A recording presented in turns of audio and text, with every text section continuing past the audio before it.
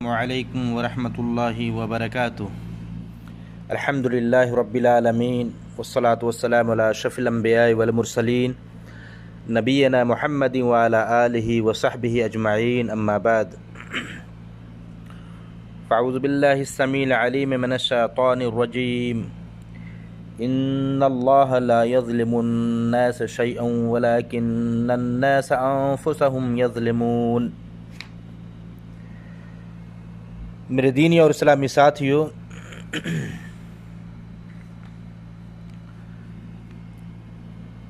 آج کا موضوع ہے ظلم کے نقصانات اور اس کے انجام۔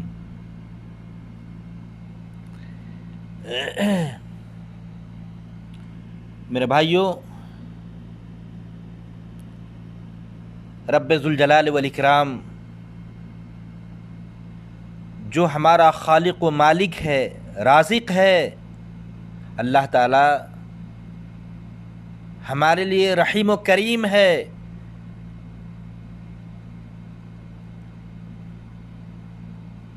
اور اللہ تعالی رب ذوالجلال والاکرام اپنے بندوں میں سے کسی پر ظلم نہیں کرتا، اللہ ظالم نہیں ہے۔ اللہ تعالیٰ کا ارشاد ہے، ان اللہ لا یظلم الناس شیئا، یقیناً اللہ تعالیٰ لوگوں پر بالکل ظلم نہیں کرتا، ولیکن الناس انفسهم یظلمون، لیکن یہ لوگ خود اپنی جانوں پر ظلم کرتے ہیں۔ میرے بھائیو، اللہ تبارک و تعالیٰ نہ تو ظالم ہے نہ ظلم کو پسند کرتا ہے۔ اللہ تعالیٰ اپنے بندوں پر ظلم نہیں کرتا، اور نہ ہی اس بات کو پسند کرتا ہے کہ ایک بھائی دوسرے بھائی پر ظلم کرے، اللہ کا ایک بندہ دوسرے بندہ پر ظلم زیادتی کرے، انیائے کرے، اپنے بھائیوں پر اتیاچار کرے۔ نہیں، اس بات کو رب ذوالجلال پسند نہیں کرتا۔ حدیث آتی ہے، راوی ابو ذر غفاری رضی اللہ تعالیٰ عنہ ہیں، نبی پاک صلی اللہ علیہ وسلم نے ارشاد فرمایا کہ اللہ تعالیٰ کہتا ہے، یا عبادی، حدیث قدسی ہے، یا عبادی انی حرمت الظلم علی نفسی وجعلتہ بینکم محرما فلا تظالموا۔ اے میرے بندو، انی حرمت الظلم علی نفسی، میں نے ظلم کو اپنے اوپر حرام قرار دیا ہے، وجعلتہ بینکم محرما، اور ظلم کرنا، اتیاچار کرنا تمہارے درمیان بھی حرام قرار دیا ہے، فلا تظالموا، تم ایک دوسرے پر ظلم زیادتی نہ کرو۔ دیکھ لیا آپ نے، اس حدیث کے اندر بھی حدیث قدسی ہے، اللہ کہتا ہے کہ میں نے اپنے اوپر ظلم کو حرام قرار دیا ہے، میں اپنے بندوں پر ظلم نہیں کرتا۔ جس طرح میں ظلم نہیں کرتا اور ظلم کو اپنے اوپر حرام قرار دیا ہے، ایسے ہی وَجَعَلْتُهُ بَيْنَكُمْ مُحَرَّمًا، تمہارے درمیان بھی ظلم کرنے کو حرام قرار دیا ہے، تم لوگ بھی ایک دوسرے پر ظلم نہ کرو۔ صحیح مسلم کی روایت ہے، حدیث نمبر 2577 نمبر کی حدیث ہے۔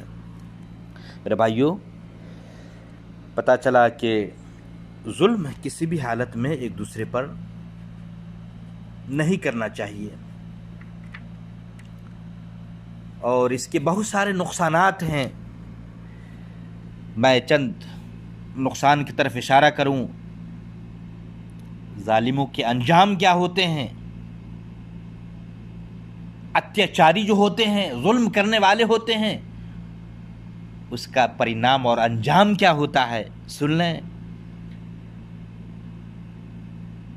صحیح بخاری کی 2447 نمبر کی حدیث ہے۔ نمبر 1، یہ ظلم ظالموں کے لیے ظلمت و تاریکی کا باعث ہوگا۔ اگر ظالم اپنے بھائیوں پر، مظلوم بھائیوں کو ستاتا ہے، ظلم کرتا ہے، زیادتی کرتا ہے تو اس کا یہ عمل، اس کا یہ فعل ان کے لیے تاریکی کا، اندھیرا کا باعث ہوگا، سبب ہوگا۔ اللہ کے نبی صلی اللہ علیہ وسلم فرمایا، قال نبی صلی اللہ علیہ وسلم الظلم ظلمات یوم القیامہ، ہاں اتقوا الظلم فإن الظلم ظلمات یوم القیامہ۔ اللہ کے نبی نے فرمایا اتقوا الظلم، ظلم سے بچو، ظلم سے بھاگو، ظلم سے دور رہو، ایک دوسرے پر زیادتی نہ کرو، یہ ظلم ظلمات یوم القیامہ، قیامت کے دن تاریکیوں کا، اندھیروں کا باعث بنے گا، سبب بنے گا۔ دوسرا نقصان یہ ہے کہ ظلم سے انسان ہلاک و برباد ہو جاتا ہے۔ یہ ظلم انسانوں کے لیے تباہی کا باعث ہے، تباہی کا سبب ہے، بربادی کا ذریعہ ہے۔ اللہ نے فرمایا، قال اللہ تعالی وَلَقَدْ أَهْلَكْنَا الْقُرُونَ مِنْ قَبْلِكُمْ لَمَّا ظَلَمُوا وَجَاءَتْهُمْ رُسُلُهُمْ بِالْبَيِّنَاتِ، سورہ یونس آیت نمبر 13 ہے۔ رب کا فرمان ہے کہ ہم نے تم سے پہلے گروہوں کو ہلاک کر دیا، لما ظلموا، جب وہ ظلم کرنے لگے، جبکہ ان کے پاس اللہ کے رسول، اللہ کے پیغامبر دلائل لے کر آ چکے، آ گئے۔ پتہ یہ چلا کہ ظلم و کفر کے سبب انسان تباہ و برباد ہو جاتا ہے، عذاب الہی کا شکار ہو جاتا ہے۔ اور تیسرا نقصان ظلم کا کہ مظلوم کا ہاتھ اگر اٹھ جائے ظالم کے خلاف تو اللہ تعالیٰ ان کی بد دعا کو قبول کر لیتا ہے۔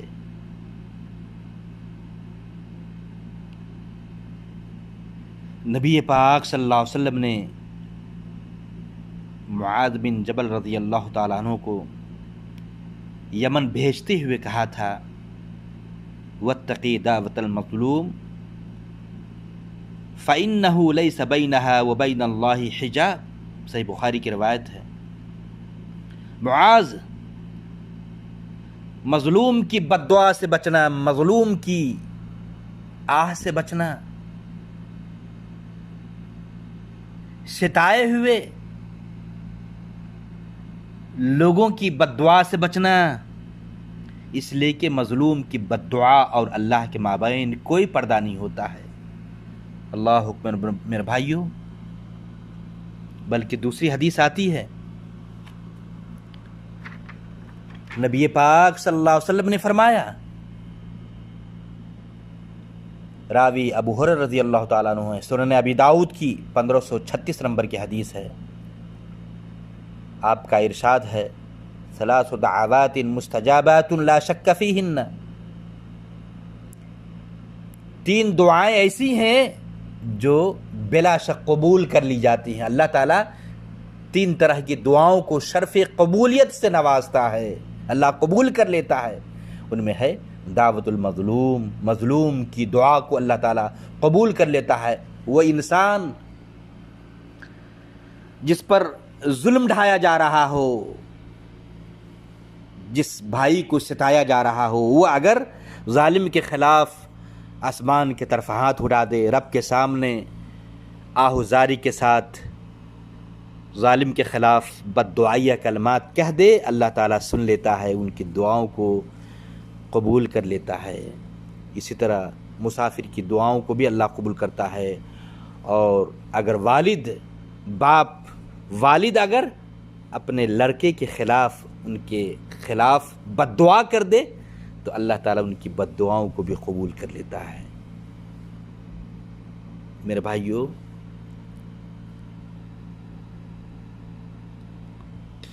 اس لیے مظلوم کی بد دعا سے بچنا چاہیے۔ بلکہ ایک تیسری حدیث آتی ہے اس تعلق سے، نبی پاک صلی اللہ علیہ وسلم نے فرمایا، 3 شخص کی دعاؤں کو ثلاثۃ لا ترد دعوتهم، 3 شخص کی دعائیں رد نہیں کی جاتی، لوٹائی نہیں جاتی، اللہ تعالیٰ ان کی دعاؤں کو قبول کر لیتا ہے۔ ان میں ایک شخص مظلوم ہے، ودعوت المظلوم، مظلوم کی دعاؤں کو اللہ تعالیٰ قبول کر لیتا ہے۔ کہتے ہیں ودعوت المظلوم یرفعها فوق الغمام، مظلوم کی دعا اللہ تعالیٰ اس کی دعاؤں کو بادل کے اوپر اٹھا لیتا ہے۔ وہ تفتح لها ابواب السماء، اس کی دعا کے لیے آسمان کے دروازے کھول دیے جاتے ہیں۔ وَيَقُولُ الرَّبُّ، رب ذوالجلال والاکرام کہتا ہے وَعِزَّتِي لَأَنْصُرَنَّكَ وَلَوْ بَعْدَ حِينٍ، رب کا یہ فرمان ہے، اللہ کہتا ہے یہ وَعِزَّتِي، میری عزت کی قسم، میں ضرور تجھے مدد کروں گا، گرچہ کچھ دیر ہی سہی۔ میرے بھائیو، پتہ یہ چلا کہ اگر مظلوم بد دعا کے لیے اپنے ہاتھوں کو اٹھا دیتا ہے، رب سے گڑگڑاتا ہے، تو اللہ تعالیٰ ان کی بد دعاؤں کو سن لیتا ہے۔ اس لیے ظلم سے بچنا چاہیے۔ بلکہ مسند احمد کی روایت ہے جسے علامہ البانی رحمہ اللہ نے حسن قرار دیا ہے، مظلوم چاہے فاجر ہی کیوں نہ ہو، فاسق ہی کیوں نہ ہو، کہتے ہیں دعوت المظلوم مستجابۃ وإن کان فاجرا، اگر مظلوم فاجر ہی کیوں نہ ہو، گنہگار ہی کیوں نہ ہو، اگر مظلوم دعا کرتا ہے اللہ سے یا ظالم کے خلاف بد دعا کرتا ہے، اللہ ان کی بد دعائیہ کلمات کو سن لیتا ہے، قبول کر لیتا ہے۔ بلکہ مستدرک حاکم کی روایت ہے جسے علامہ البانی رحمہ اللہ نے صحیح الجامع کے اندر 118 حدیث نمبر میں صحیح کہا ہے۔ آپ صلی اللہ علیہ وسلم نے فرمایا اتقوا دعوت المظلوم، مظلوم کی آہ اور بد دعا سے بچو، اس لیے کہ فإنها تصعد إلى السماء، اس کی بد دعا آسمان کی طرف چڑھتی ہے، اللہ ان کی دعاؤں کو سن لیتا ہے۔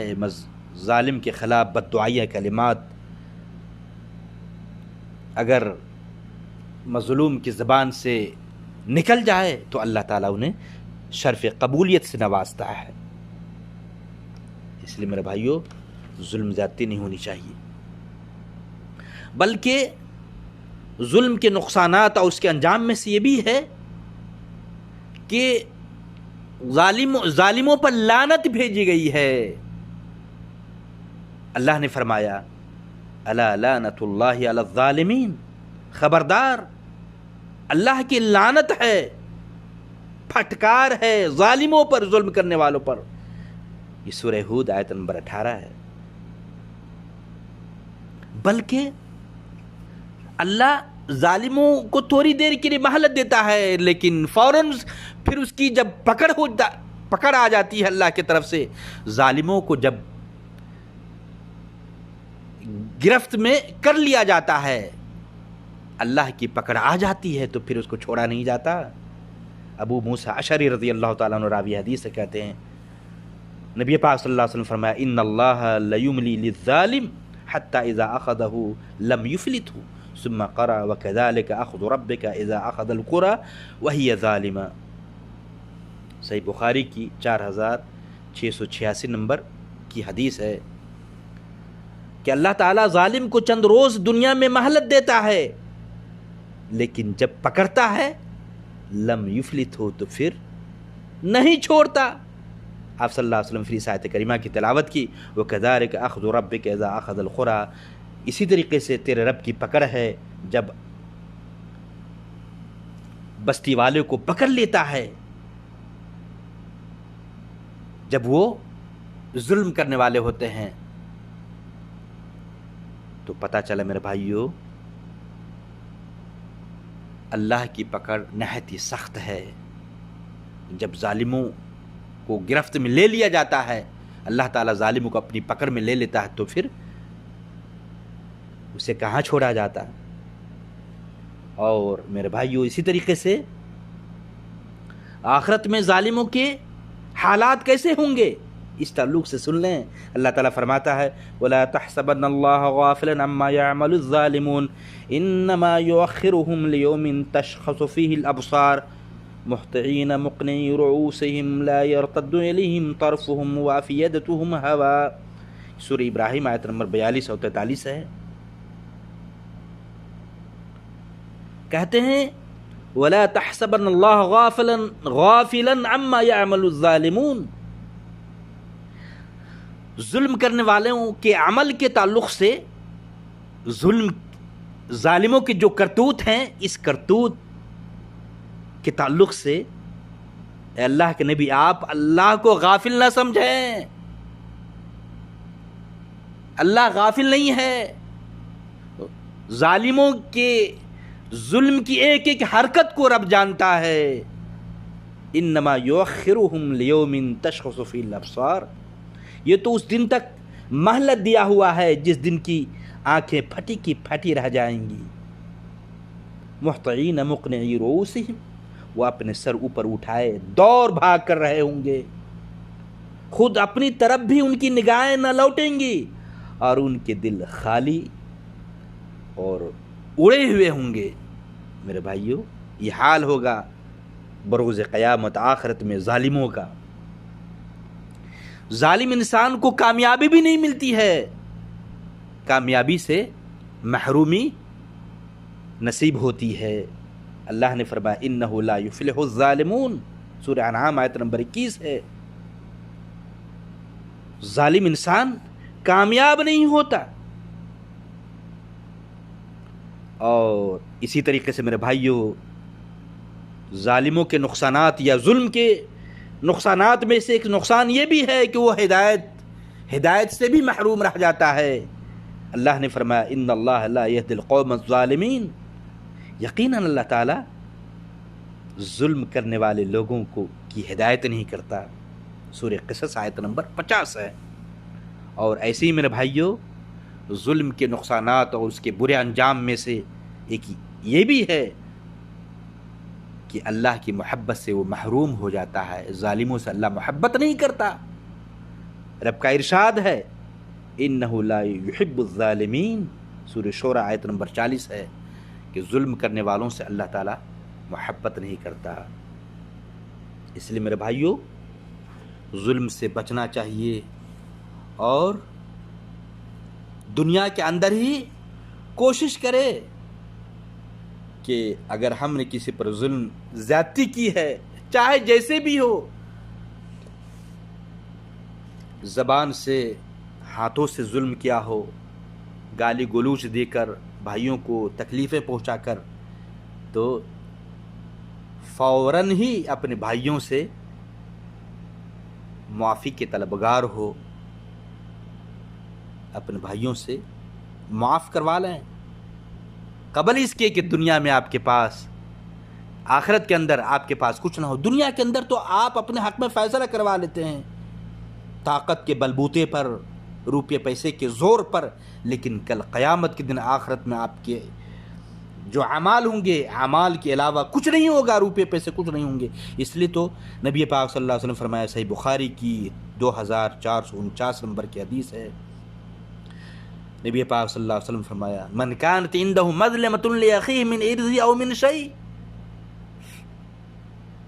فليتحلله من اليوم قبل أن لا يكون دينار ولا درهم إلى آخر حدیث او كما قال النبی صلی اللہ علیہ وسلم. کہ جو سب دنیا میں کسی پر ظلم کرتا ہے تو قیامت کے دن ظالم کی نیکیاں لے کر مظلوم کو دے دی جائیں گی. اگر اس کی نیکیاں ختم ہو گئیں تو مظلوم کے گناہ ظالم کے سر ڈال دیے جائیں گے. میرے بھائیوں